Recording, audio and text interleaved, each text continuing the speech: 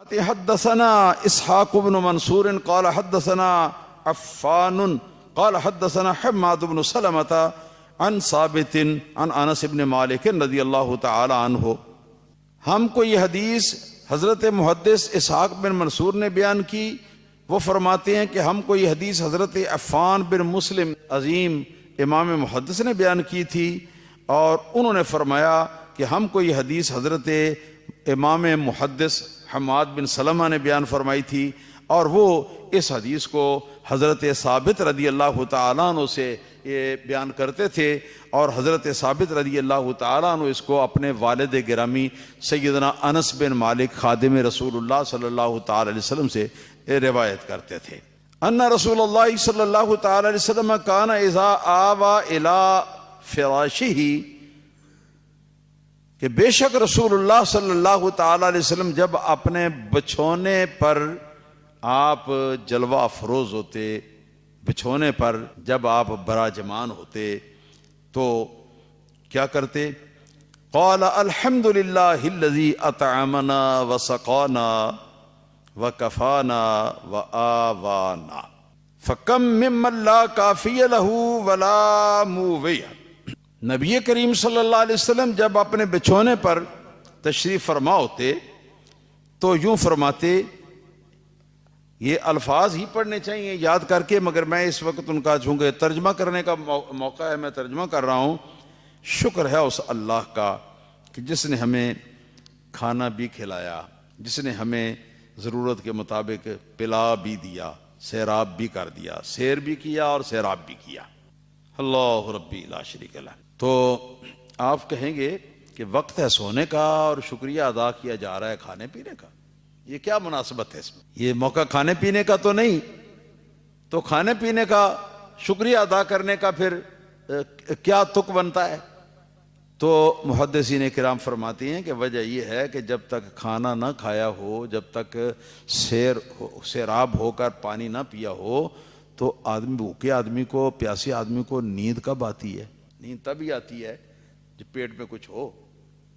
تو اس لیے نیند کے وقت نبی پاک صلی اللہ علیہ وسلم وہ پہلے کے وہ حالات کے جن حالات میں اللہ پاک کے ایسے انعامات ہوئے کہ ان انعامات کی بنا پر اب ہم نیند بھی کرنے لگے ہیں، آرام بھی کرنے لگے ہیں، آپ شکریہ ادا کرتے. الحمدللہ الذی اطعمنا، شکر ہے اس اللہ پاک کا جس نے ہمیں کھانے کو دیا، وسقانا، اور ہمیں سیراب بھی کیا، سیرابی کے لیے بھی پانی یا کوئی بھی مشروب عطا فرمایا. وکفانا، آگے تیسرے الفاظ ہیں کہ اللہ پاک نے ہماری کفایت فرمائی، ہمارے لیے کفایت فرمائی، جس کا اگر ترجمہ کروں تو میں اس طرح کر سکتا ہوں اپنی زبان میں کہ جس نے ہماری ساری ضرورتیں پوری فرمائیں، کھانے پینے کی اور بھی ساری ضرورتیں ہماری پوری فرمائیں، اور ہم سے تکلیف دینے والی چیزوں کو دور رکھا. یہ اس کا معنی ہے وکفانا کا. ہاں جی، ظاہر ہے کہ جب یہ ضرورتیں پوری ہوں گی، چنتا فکر ان کی دل میں نہیں ہوگی، تب ہی نیند آئے گی. ہاں جی، اور جب کوئی ایذا ہوگی، ایذا رسانی کسی کی طرف سے ہوگی تو اس کی وجہ سے دل کو دکھ ہوگا، تو صدمے کی وجہ سے پھر نیند کہاں آئے گی؟ تو اس وجہ سے سوچ سے بھی نیند نہیں آتی، پریشانی سے بھی نیند نہیں آتی، دکھ سے بھی، تکلیف سے بھی نیند نہیں آتی. تو اس لیے یہاں پر یہ ذکر کیا وکفانا، اس نے ہماری ضرورتیں پوری کی اور اس نے ہم سے تکلیف دہ چیزوں کو دور رکھا. سبحان اللہ.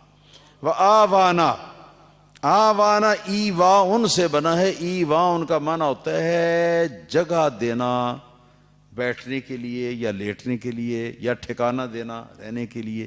تو وآوانا کا مطلب ہے کہ جس اللہ پاک نے ہمیں ٹھکانہ بھی دیا، جگہ بھی دی رہنے کی، سونے کی، آرام کرنے کی. پھر سرکار نے اس کے بعد کیا کیا؟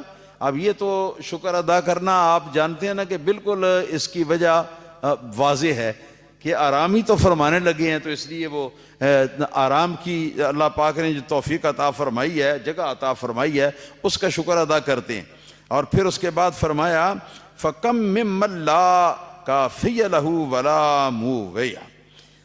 آپ نے یہ بھی فرمایا کہ مولا کتنی ہی چیزیں ایسی ہیں یا کتنے ہی لوگ ایسے ہیں کہ جن کی ضرورتیں پوری کرنے والا کوئی نہیں اور جن کو ٹھکانہ دینے والا کوئی نہیں.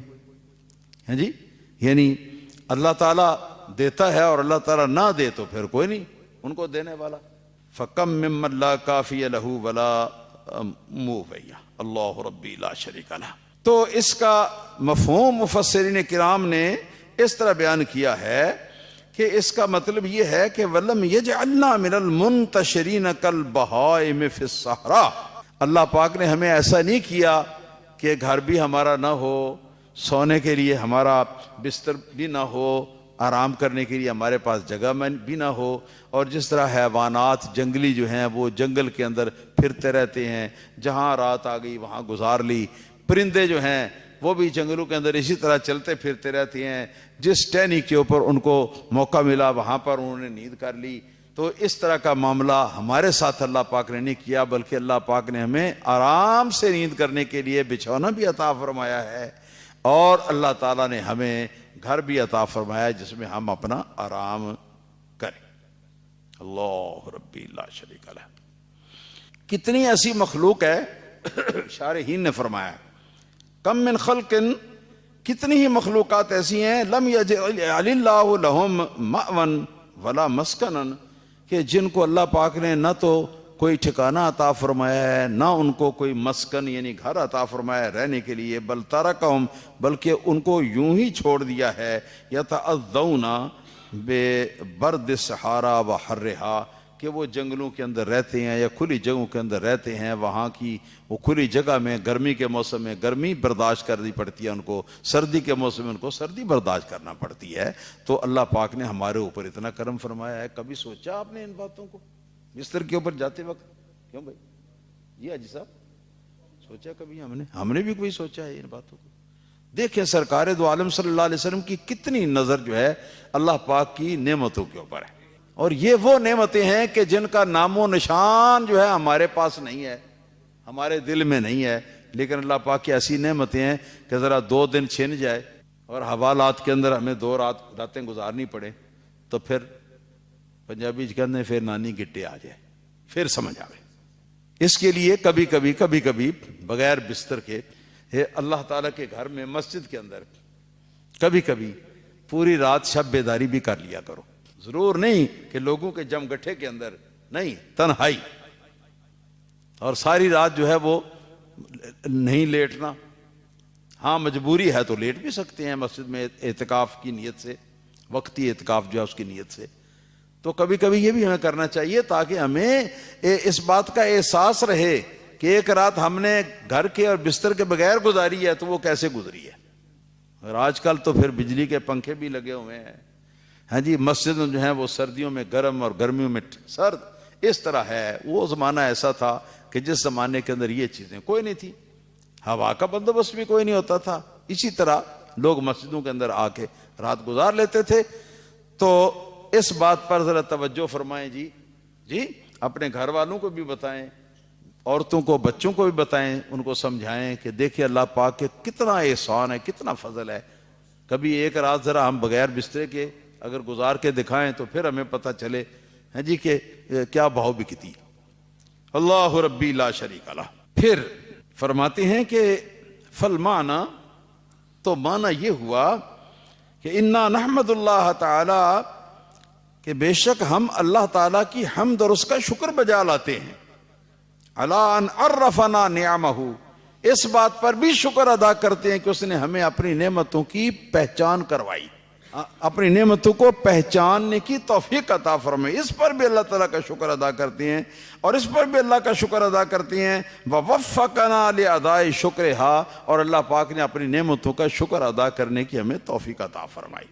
فَكَم مِّن مُنْعَمٍ عَلَيْهِ لَمْ يَعْرِفْهَا، کتنے ہی ایسے لوگ ہیں جن پر بے شمار نعمتیں جو ہیں اللہ پاک کی موجود ہیں، لیکن اس کو پتہ ہی نہیں کہ میرے پاس یہ نعمت بھی ہے، میرے پاس یہ نعمت بھی ہے، میرے پاس یہ نعمت بھی ہے. فرماتے ہیں وفقنا لاداء شکرہا، شکر ہے اللہ پاک کا کہ جس نے اپنی نعمتوں کو پہچاننے کی ہمیں توفیق عطا فرمائی، ان کا شکر ادا کرنے کی توفیق بھی عطا فرمائی. فَكَم مِّن مُنْعَمٍ عَلَيْهِ لَمْ يَعْرِفْهَا، کتنے ایسے لوگ ہیں کہ جن پر اللہ تعالیٰ کی بے شمار نعمتیں ہیں مگر وہ اللہ کی نعمتوں کو اللہ کی نعمت نہیں جانتے یا نہیں پہچانتے ہیں جی. پھر فکفر بہا، تو پھر وہ کیا نام ہے اللہ کی نعمت کا وہ ناشکری کر دیتے ہیں جی. ولم یشکر، اس کا شکر نہیں ادا کرتے. اللہ ربی لا شریک لہ. حدثنا الحسین بن محمد الحریری، حریریو بھی پڑھا گیا، اس کو حریریو بھی پڑھا گیا. قال حدثنا سلیمان بن حرب قال حدثنا حماد بن سلمة عن حمید عن بکر بن عبد اللہ المزنی عن عبد اللہ بن رباح عن ابی قتادہ رضی اللہ تعالی عنہ ان نبی صلی اللہ تعالی وسلم الی آخری. یہ حدیث نمبر 253 ہے.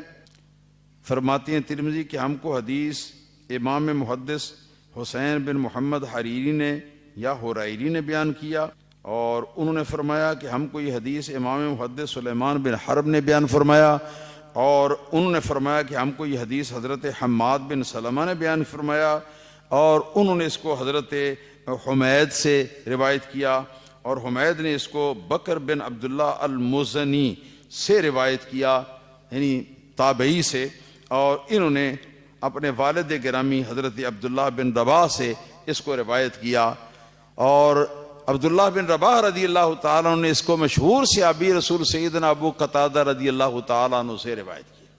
یہ وہی ہیں کہ ایک جنگ میں ان کی آنکھ کے اندر نیزہ لگا، یہ تو آنکھ ساری چو گئی، اور یہاں تک چو گئی کہ آنکھ کا ڈیلا جو ہے نا وہ گوشت کا ایک نا وہ لوتھڑا سا بن گیا، اور بن کے تو وہ باہر نکل. انہوں نے اس کو اپنے ہاتھ پر رکھا، اور رکھ کر اپنے پیارے آقا و مولا صلی اللہ علیہ وسلم کی بارگاہ عالیہ میں حاضر ہو گئے، اور عرض کیا کہ حضور یہ میری آنکھ نکل گئی ہے، اور اس کے اندر جتنی رونق تھی وہ بہہ گئی ہے، اب یہ خالی لوتھڑا رہ گیا ہے چربی کا. تو حضور کرم فرمائیے، نبی کریم صلی اللہ علیہ وسلم نے اپنا لعاب دہن مبارک جو ہے نا وہ لگایا آنکھ پر، اور لگا کر تو اپنے ہاتھ مبارک سے ان کی آنکھ کی جگہ پر فٹ کر دیا.